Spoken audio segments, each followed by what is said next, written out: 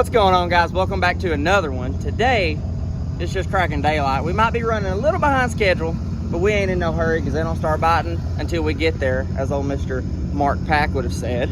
But yeah, we're gonna run out and show y'all how to catch them in some rising dirty water. We got some weird stuff going on right now. We got 9 inches of rain in 2 days. So we're gonna go out here and we're gonna see what we can make happen after lake rising 2 foot. And I brought him back up. I got Kale Harrison. So if we don't catch them, y'all are at least gonna really laugh your you know what off. But appreciate it, bud. So yeah, we're gonna go out here and show y'all how to catch them in rising dirty water, and hopefully it's not too dirty because your boy doesn't like dirty water. So yeah, y'all stay tuned. I'm headed to the lake. What's going on, everybody? So we are out on the lake right now and came to the first spot, and we kind of picked an unconventional first spot for most people. We're over at the dam on my home lake, and we came here. Main reason, water's been hot, fish love current.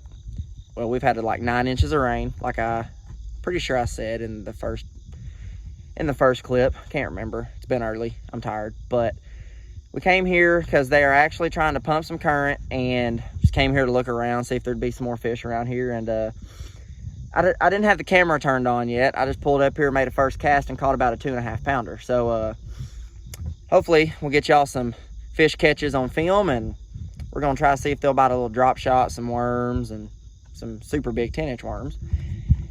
And yeah, we're gonna try this, and then we're gonna run up in some dirty water and go into the back of some creeks and see what we can do. Ain't that right, Kale? Yes. Y'all stay tuned. All right, so that was a bust. So we're gonna go chase these fish around that are trying to bust shad. This time of year, if you see fish hitting real late summer, like first to early fall, just chase them. Because like fishing this time of year usually sucks anyway. It's kind of tough. Go where the fish are. But what's bad is we're leaving fish that might be biting fish to go find fish. But that was a bust at the dam, so about to go fish some random stuff and then run up the lake and see what we can find after all this rain. The water is up. It rose about 1.5 feet from what we've seen. So it's for sure got it. It's changed. It's got it real different, and it's not fishing the same. But that rain was a cold rain is the main problem. So we're hopefully Kale can yak one for y'all on camera real quick while I'm over here talking. But y'all stay tuned.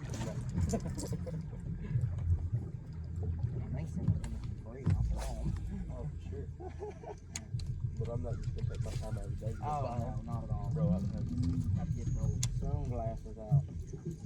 the thing you over there. Oh, he's hurt. They need to get on waterland when they get on back in stock. Give me some of them like old school shades, like ones look like they're from like 1980s. Let me give you some of them jokers. The old Waterland Slaunch series. There he is. Broken Bow Lake special right there. Well, he thinks he's big. Oh, this is gonna be treacherous. That's a largemouth, dude.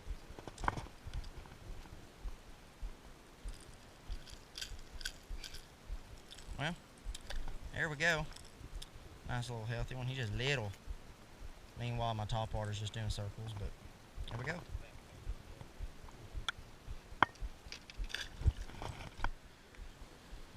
Are you having a Harrison moment?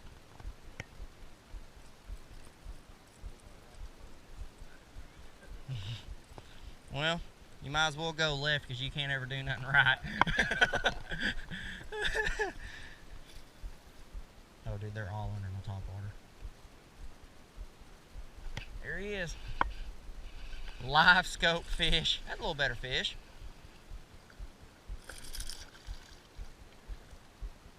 I'm letting him do his thing. There we go. Go, folks. A little better quality. About a what, 2-pounder?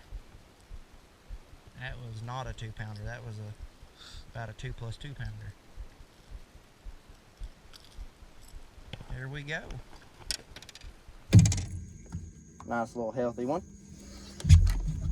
Alright, so pretty much what we're doing out here right now is we're in 100 and something foot of water, and these fish just get out here. It happens this time every year. Sometimes it's a little earlier, sometimes it's a little later. But this summer, I mean, it's been hot. It's been in the 90s, but the nights have been real cool. What was the night, like 70s? So that being said, these fish are really, really starting to chase shad and start, you know, to eat real good for the winter. And man, they're just out here chasing shad everywhere. Like we can see them busting for about as far as we can see. There's some hitting right up front of them, out there about 80 yards. But get him, Kale. Get him, Kale. But yeah, so we're just out here trying to chase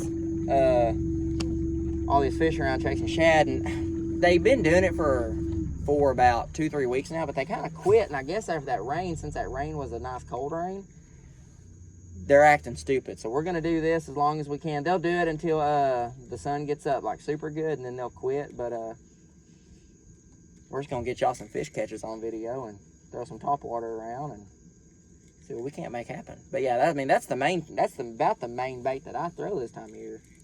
It's top water. I don't know what you throw here during the summer. Big worm. I'm trying to remember if I said during the winter here or during the summer here. Y'all know what I mean. All right, y'all. So we've made a move. We've made a slight move, and adjust my camera real quick. We've made a little bit of a move, and we've came to some water that's just a little bit more stained.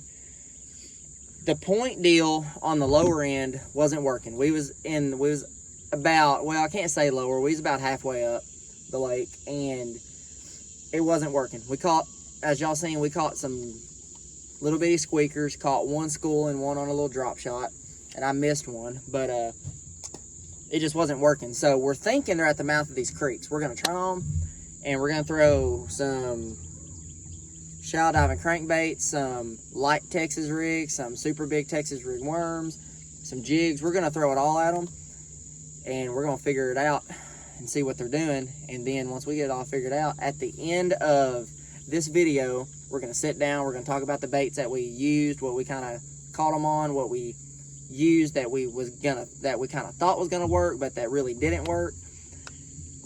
We're gonna break it all down for you and see if we can't help y'all catch more fish after a rain, when it makes your water go from about 9 foot of visibility, maybe a little more, to where I can't see my lower unit right now. So we'll see what we can't figure out, and y'all are gonna see it all live on camera. And normally we go up in the river. We have about once or twice. That's where we've learned that we like fishing. That's also where literally everybody goes. Get his butt. Get his butt, Kale. Get him in the bowl, boy. Oh, there's one. Big one. Came out. Big one. But yeah, we went up there in the river once or twice, and about halfway up, and talking to Dad. I want some more 6-cent C10s. That's what I was catching them all on, but I'm working with what I got. I'm the world's worst about not keeping my bait stocked. That was a terrible cast.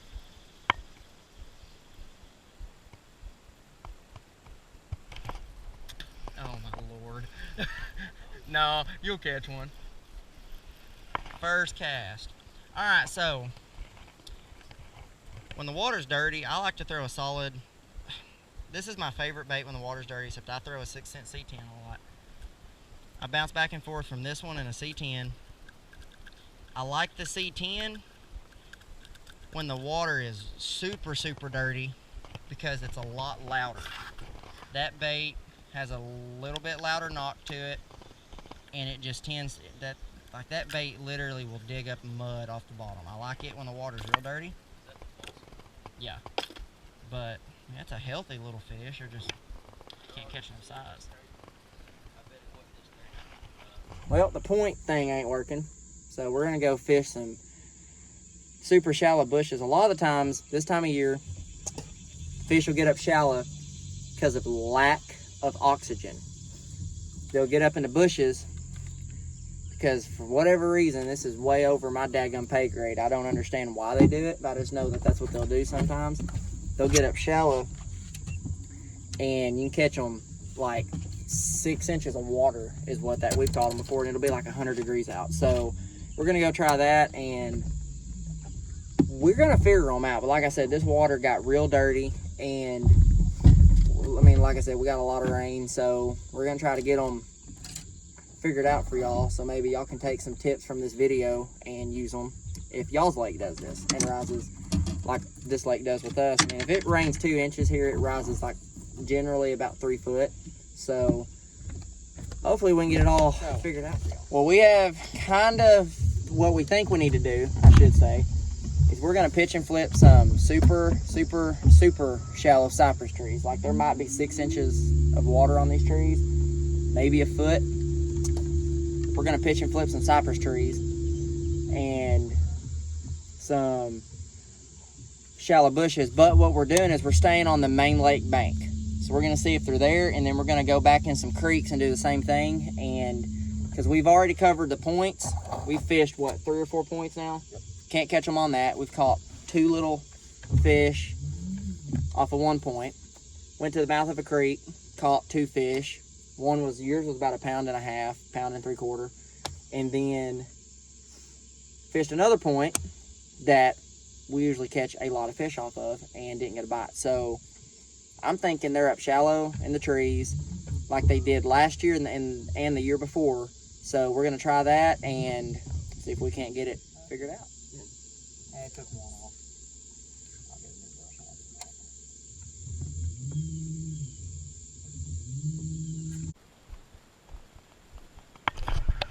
There he is. Well.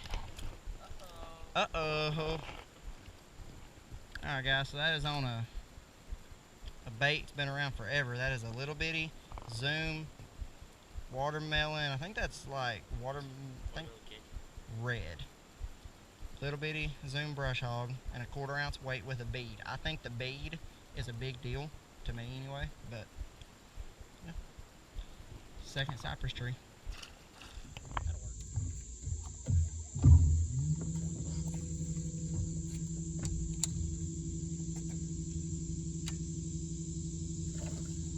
Got him.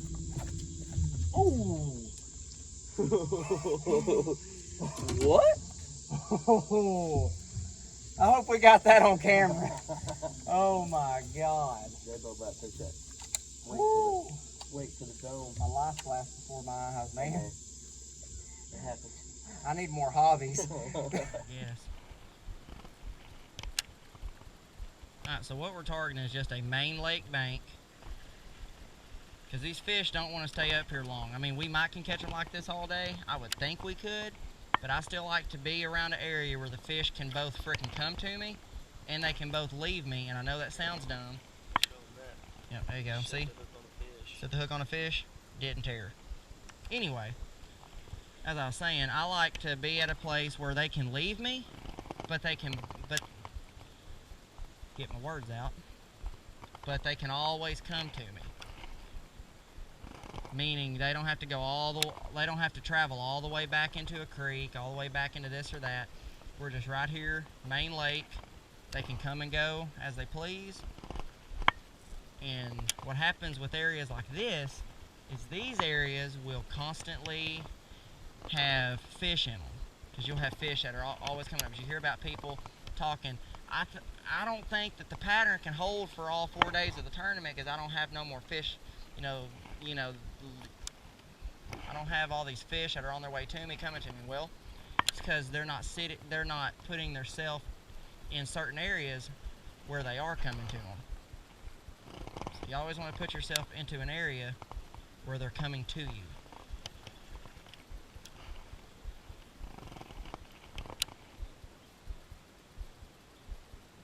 You always want to set yourself up for success, not failure.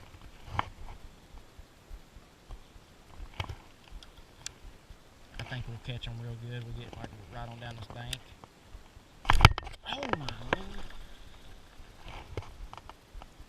So see, if I could put that little O-ring on here, I would. Because that was the first fish on this little brush hog. And it's done tore the nose out. I'm just going to try to milk it. Brush hogs ain't cheap.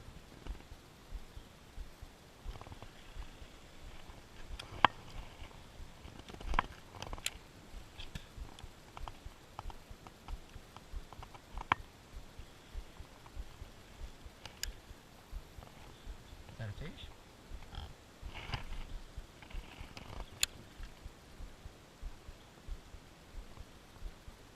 And here's the biggest deal I think not everybody looks at. I think it's like with Randall Tharp is where that I actually learned this from, you know, I would go online and watch all of his videos. If y'all will go and watch any of his videos, go to the one where they was fishing Lake Norfolk. That Elite Series tournament was back in 2016, I want to say. Maybe a little later, maybe a little earlier, I'm not real sure. He was using a jig going down a rock bank. He wasn't casting, he was right up on the bank, and he was doing the same thing. That dude will literally freaking go down a bank that is real steep. I mean, right here we're sitting in 11 foot of water, but where we're actually making our deal to with our cast, it's about a foot to a foot and a half. That's a big deal. These fish can go up there and feed, and then they can pull off and rest, and those fish don't have to go that far. I mean, the thing with it is you have to think, fish are lazy. It's just like with us with food. We don't want to walk to the kitchen to get food. If somebody goes in there for us and gets it, that's all the better. Fish are the same way. They don't want to go far to eat.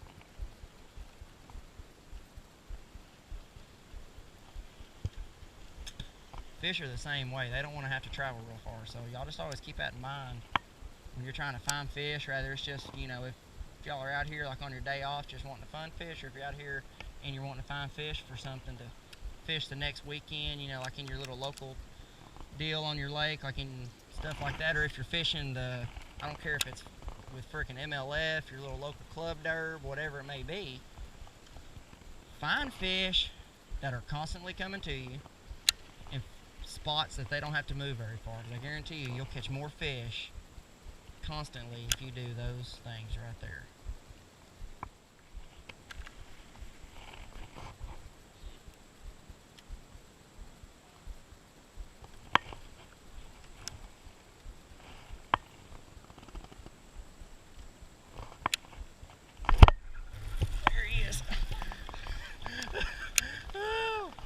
Yeah, I'd say we've figured them out. Uncle Kale called it. They ain't big, by God, but we're getting them. Little fat dude. Little dude. Well, everybody, that's going to about wrap it up for us. It's getting real hot right now, and the fishing's getting tough, but how to catch them with rising water after 9 inches of rain, I'm still confused. I'm still lost, but we did end up kind of getting something going. They did what I kind of thought they was going to do. They moved up shallow, like up in the dirt. Main bait was a little bitty Texas rig. My weight was a 3/8. Was yours a 3/8? Yep, it was 3/8. Take that back. I think mine was a quarter. Mine but was 3/8.